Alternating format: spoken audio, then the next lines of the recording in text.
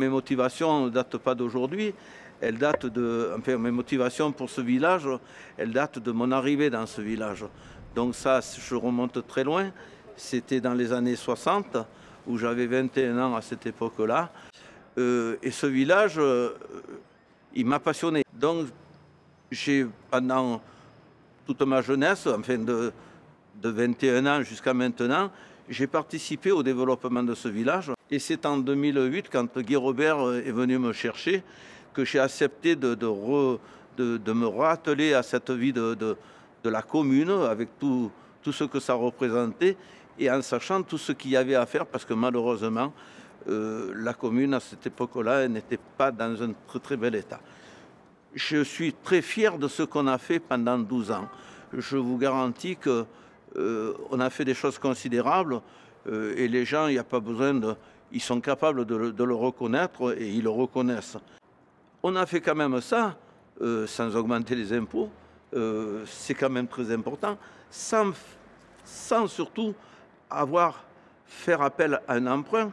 Alors, pourquoi, vous me dites, pourquoi vous repartez? Eh bien, parce que, si vous voulez, il reste encore des choses à terminer. Il y en a beaucoup. C'est toujours un programme. Il faut toujours aller de l'avant. Il faut pas s'arrêter. Si on s'arrête, on perd le fil. Donc, il faut toujours aller vers l'avant et toujours travailler pour son village et pour ses administrés, avec l'ensemble des associations, avec tous les gens qui sont disponibles. Et Dieu sait si le milieu associatif de notre commune est important et très intéressant. On a une richesse exceptionnelle. Orgon, c'est un village magnifique. Il faut le découvrir, il faut prendre le temps de le découvrir. Parce que il n'y a pas un endroit qui ne vous intéresse pas.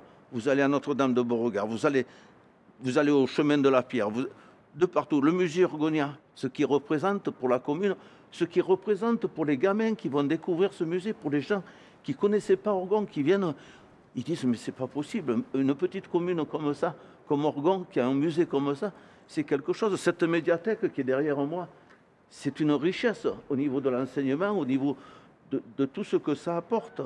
On a une politique de la ville qui est formidable, avec des gens qui s'investissent, le conseil citoyen, je veux dire, on a tout pour être heureux.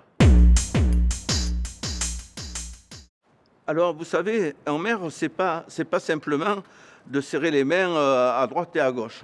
Un maire, il faut il a une grosse responsabilité aujourd'hui, et de plus en plus de responsabilités. Parce qu'aujourd'hui, le maire, c'est celui qu'on veut voir, c'est celui qu'on veut discuter avec, qu'on veut rencontrer. Quand on a... Moi, vous savez, je vais vous dire une chose. J'ai été premier adjoint. Et au-dessus de moi, il y a Guy Robert qui, malheureusement, nous a quittés. Je ne vais pas revenir dessus, c'est trop dramatique pour moi. Mais on ne peut pas s'imaginer... Moi, j'étais premier adjoint. Et quand le conseil municipal m'a désigné comme maire, pour pallier à la perte de Guy Robert, j'ai pris connaissance de ce que représentait d'être maire. Et je vous garantis qu'entre être même le premier adjoint et être maire, il y a des étages. Et ça, c'est un apprentissage, parce que on ne peut pas s'imaginer la responsabilité que l'on a. Chaque fois qu'on signe en bas d'une page, c'est votre responsabilité, et c'est la responsabilité de la commune que vous engagez. C'est tout un ensemble.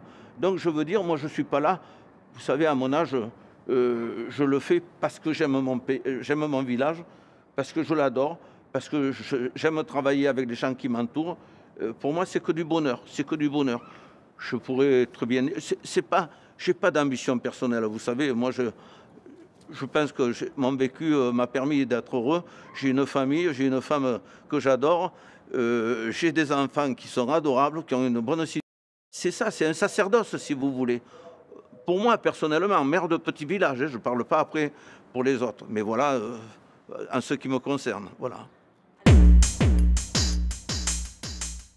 Le programme qu'on propose aujourd'hui, c'est un programme que l'on a défini au travers qu'on a distribué à nos administrés, qui est un programme qui est réalisable sans endettement, surtout sans endettement. Parce que c'est facile de faire des programmes, hein, mais si vous endettez la commune et que vous êtes obligé après de faire payer vos administrés.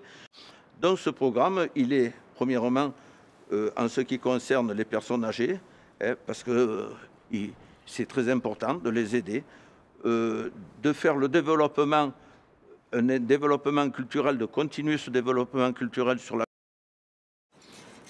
Donc il faut continuer à développer notre programme. Notre programme, c'est par exemple, on voudrait récupérer on a une place qui s'appelle la place du four à chaud, où il y a un jeu de boules. C'est-à-dire le remplacer, le mettre ailleurs pour créer du stationnement. Parce qu'il faut bien que les gens puissent se mettre quelque part. Notre programme, c'est aussi, on a acheté de belles propriétés. Donc il y a le moulin Gillard aussi, le moulin à huile qu'on veut restaurer pour qu'à un moment donné, on a fait une grosse demande au niveau du conseil départemental, une aide très importante au niveau du conseil départemental pour recréer, parce que c'est un ancien moulin à huile, c'est-à-dire faire une fête, si vous voulez, refaire un petit moulin à huile, pas refaire le moulin tel qu'il était avant, parce qu'aux normes d'hygiène, ça ne correspond plus, mais par exemple, au moment de la cueillette des olives, mettre en place un petit moulin que les gens puissent venir et triturer, faire leur huile et repartir avec 3, 4 litres, 5 litres d'huile et de faire une fête autour de ça, vous comprenez? Et c'est un endroit magnifique. Orgon, c'est de plus en plus compliqué pour construire. Donc la commune a acquis le quartier Saint-Roch. Le quartier Saint-Roch, où on a acheté, le dernier point qu'on a acheté, c'est une maison qui se trouvait au milieu de ce quartier et on appelle la maison Merle. On va faire un appel à projet, mais un projet vraiment très, très ambitieux, quelque chose de bien, en préservant surtout tout l'environnement, le voisinage, de façon à ce qu'il n'y ait pas de gêne, et de le développer au fur et à mesure des besoins de la commune. Parce qu'on n'a plus de terrain, on n'a plus rien à Orgon. C'est difficile, vous savez. Dernièrement, on vient de nous présenter l'étude, dans le cadre du PLU, l'étude de ruissellement qui nous a été imposée par les services de l'État. Et je vous garantis que c'est catastrophique. On ne sait plus comment faire. Aujourd'hui, on a les ruissellements, on a la directive paysagère, on a les chauves-souris, on a l'autoroute, la voie de chemin de fer, le canal des Alpines, la D7N, le risque incendie, le PPRI. Eh bien, croyez-moi que pour un maire aujourd'hui, quand vous avez tout ça sur la tête, c'est difficile, c'est très compliqué de faire des programmes. C'est pour ça qu'il faut bien y réfléchir et pas dire n'importe quoi, parce qu'on peut dire n'importe quoi, c'est facile ça de dire n'importe quoi. Mais le problème aujourd'hui, il est qu'il faut que les choses soient réalisables et avec des coûts étudier, pas faire n'importe quoi, parce que comme je vous disais tout à l'heure, vous allez à une banque, vous faites un crédit, il n'y a pas de problème aujourd'hui, mais après il faut le rembourser. Voilà. Et avec quoi? Je vous laisse deviner. Passage. Eh bien, écoutez, il y a déjà qu'à voir déjà en 12 ans comment elle a été transformée, parce que quand même il faut savoir que depuis le départ, j'étais quand même l'adjoint aux travaux, hein, et après j'étais le premier adjoint. Je pense que je n'ai pas trop à rougir de ce qui a été réalisé. Et donc, je vais toujours de l'avant. Moi, je n'ai jamais regardé derrière. Je n'ai jamais regardé, je ne regarde pas derrière, je regarde toujours devant. Donc, ce qu'on va faire, on va faire, de redonner de la vitalité à ce centre ancien, de tous vivre ensemble et de vivre en commun. Vous comprenez? Parce que ça, c'est très important. Ça, c'est ce qui peut, pour l'avenir, il faut pas dire... écarter les gens à droite ou à gauche. On est tous là pour notre village. Il faut le faire vivre, il faut le faire développer, il faut le faire connaître. Avec des manifestations, quelles qu'elles soient, c'est des idées, il faut tout mettre en œuvre. Parce qu'il est un des plus beaux du canton, et peut-être même au-delà. Et vous allez dire que je suis chauvin, mais je ne suis pas chauvin. Je vous assure que c'est une beauté que nous avons. C'est un bijou. Beau regard, Notre-Dame de Beauregard. Quand vous le voyez, Notre-Dame, où que vous passiez, sur l'autoroute, en TGV, en avion, même en avion, qu'est-ce que vous voyez quand vous arrivez? Notre-Dame de Beauregard. Voilà. Voilà, et elle veille sur nous. Regardez, vous voyez, ça sonne.